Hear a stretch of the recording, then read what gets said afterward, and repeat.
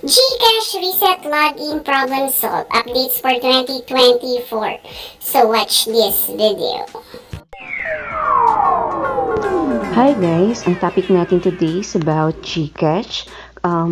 Kung paano natin ma-open ulit ang Gcash account na nag-reset ulit.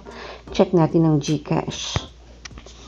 So, click Gcash. Nakalagay dito, as you can see, ito yung unang lumabas sa aking Gcash account na nakalagay, your account, even more secure. Para mas G-safe ka, register your phone para ikaw lang ang pwedeng maka-access ng account mo. Have more than one phone, create a new account for easy access. So, gagawa tayo ulit ng input ng mobile number. Enter your number.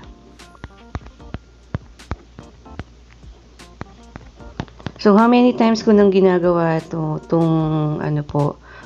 pag-update dito sa Gcash. So, yan.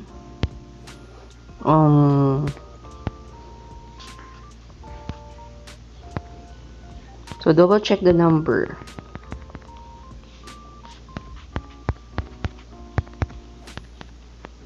Ayan. So, once okay na double check mo ang number, i-click na natin tong next para maka-proceed. Click next. So, do you want to link this device to your account? Magsisend tayo ng code.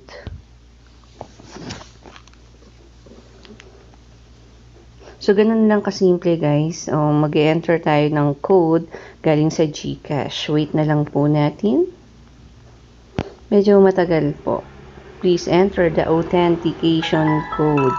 So, yan. Pumasok na yung authentication code natin. Input na natin.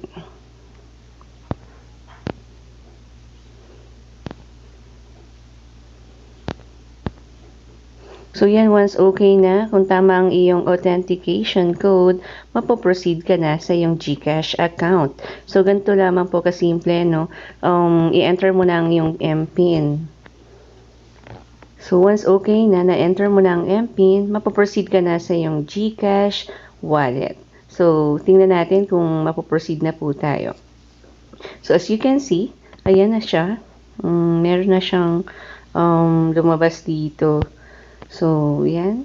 X lang natin to. And then, magagamit na natin ang ating Gcash account.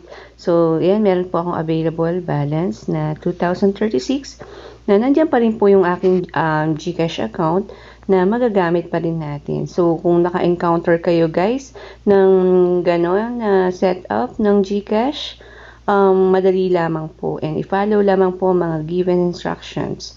So, guys, kung nagkaroon kayo ng additional information regarding sa pag-reset ng login ng Gcash, pakiclick na rin po ang subscribe button and i-click na rin po ang notification bell para lagi po kayong updated sa mga latest tutorial video ng Erling TV dito sa YouTube.